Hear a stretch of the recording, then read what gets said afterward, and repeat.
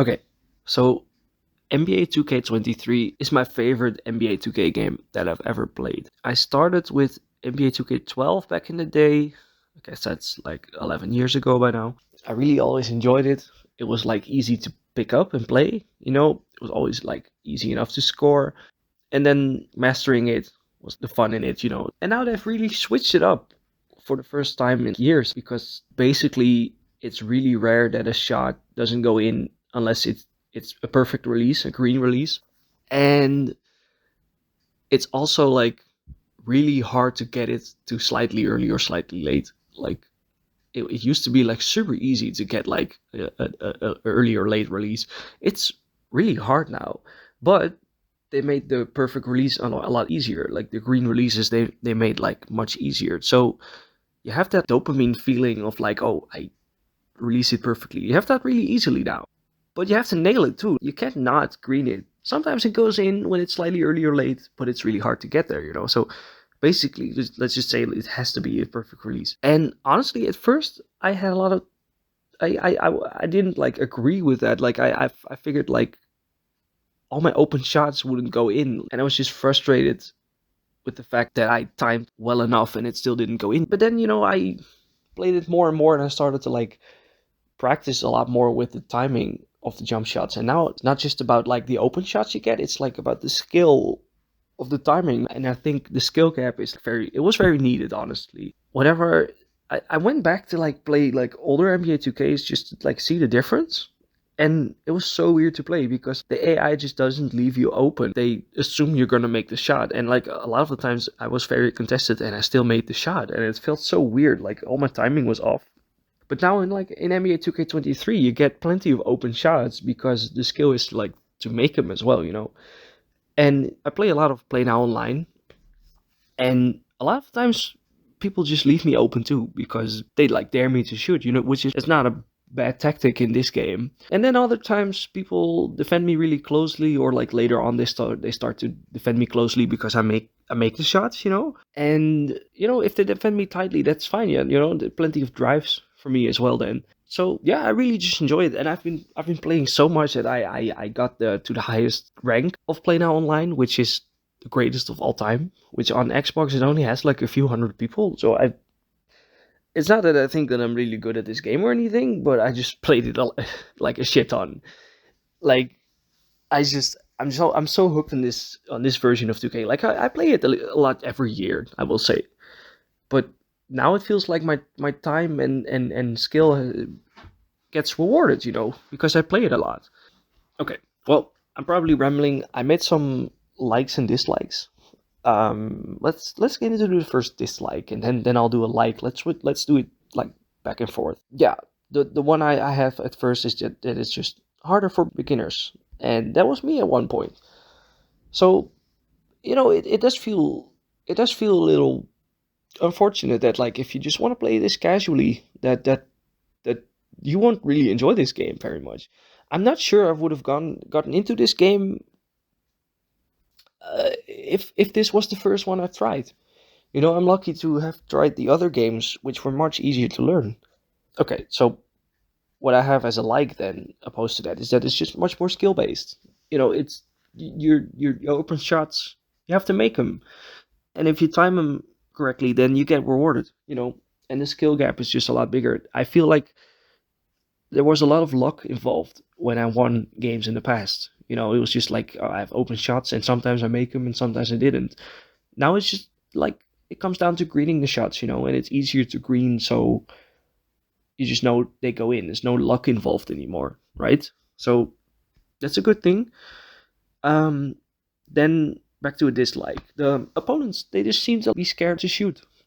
I noticed that a lot. That I just kind of leave them open, and you can just tell that it's like they're open with a player they're not that familiar with the timing. For me, there's like three tier systems in Play Now Online, right? You have the tier one, tier two, and tier three, and the tier three are the worst teams, and tier one are the best teams, and you have to win with all three of them to like advance to the next rank. I just try to pick the same teams, like just like trying to master them. That's actually a positive I wrote down. It's like a fighting game. Like you have to know the ins and outs of every team and the shot timing. And I like that. Like that reminds me of like stuff where you have to like know the ins and outs of like a character and the timing, and that's great stuff to me. Like I love that stuff. And it's funny to see that like back to the opponents are scared to shoot. It's interesting just to see that like they pick teams where they're not too confident with like every player.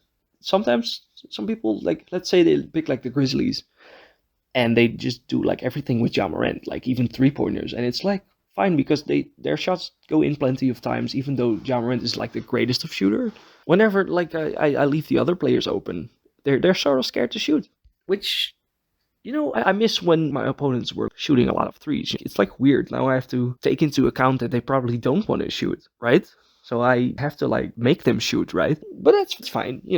Like I said, to me, it's kind of like a fighting game. Just try to practice every team. So another dislike I have is that it's just catered towards the my park mode. Like the my career mode has like a sub, like you probably know this, but like it has like a sub mode called my park, where you're a created player, you play against other created players, which to me is like the dumbest shit ever. Like I'm playing a basketball simulation game. Who wants to play against other created players? Like I don't understand. It's pretty much the most popular game mode. I've never understood it. Why? There's probably like street basketball games where you can create your own player and they don't have they don't put all the budget into licensing like the NBA players and stuff, right? So like why do you play NBA 2K for this? Why is this the most popular game mode? I never understood it. And they really catered the gameplay towards it, I will say, because like it's just you one player that you have to know the timing of. Like sure, yeah, of course, like make it so you have to green the shot. That's kind of like a bullshit move when you just play the regular teams like I do though. Like I have to know all 30 teams to the timing of them, and every player on the team, every 15. So that felt like a really bullshit move at the beginning for me. But nowadays I'm really comfortable with it. I don't mind the whole timing stuff. So, but at first it really felt like a catering to Park. I also felt like Play Now Online was kind of dead at the beginning. I will say I wrote that. I was supposed to do this review like a while ago, but I wrote that months ago, and I will say it's like much more alive now, I will say. But still, sometimes it takes a while to get a match, right? But that's fine. That's fine. It's not too bad now. I just wish that just more has to do with the fact that it's not cross-platform. I play on Xbox, and I'm sure it's like much more alive on PlayStation 5, and it should just be cross-platform, honestly. Yeah, something else that's kind of bullshit to me is the fact that the jump shots become slower when the player's tired. I understand why they do it, because it means that you have to make substitutions. It means you can't just keep dribbling and expect to make shots. Um, but it's like, the jump shots time is already hard enough. Like, now I have to make substitutions and make sure I know what my bench shooting timing is like. That's fine, to be honest. Like, you should make substitutions. It's kind of bullshit to, even though your player's tired, that you can still make open shots. But at the same time, it's like, why not just make the percentages harder? Like, make it harder to green, right? Why is the shot timing slower? I don't. I disagree with that, and I hope they sort of change that, I guess. Okay, let's get to some positives again. Practice really makes perfect. That's what I wrote down. It really does. Like I go into the 2KU mode, which is just a shoot around mode where you just practice with the players. I I play that game mode like most of the time before I go into a match, just to get a feel of like everyone's jump shot. And that's so key to like winning games, in my opinion. You have to nail the jump shot timing. You have to practice. You have to like play a match offline or go into the 2KU or whatever before you're confident enough to go online. That's really key to it, and I really enjoy that. And there's much less RNG. Like shots just don't go in randomly or they miss randomly. You have to just green the shot, right? And it's easy enough to green them. There's no luck to it anymore. That's really nice. And I also kind of noticed that Some jump shots they just wouldn't go in previous game when they were slightly early or slightly late. Like for, for some reason, some players normal to jump shots just wouldn't go in. Like even though they're just slightly early or slightly late, they just almost never went in. But when they are greened, of course they went in. So that's an improvement that those kind of shots just go in now because you have to green them and it's easier to green them. But also a lot of step backs and stuff like that and pull ups. They're easier to make because you have to green them and it's easier to green them, right? They just never went in when they were slightly late. So it's honestly great to just be able to make step backs and pull ups easier. I guess my final negative thing is that I noticed that fadeaways are really hard to make. Post fadeaways especially. Like I used to be really good at it with Dirk. They're so hard to time now. I don't know what changed it really. I used to green them easily. It feels like it's like really tough to time now. I don't know what it is.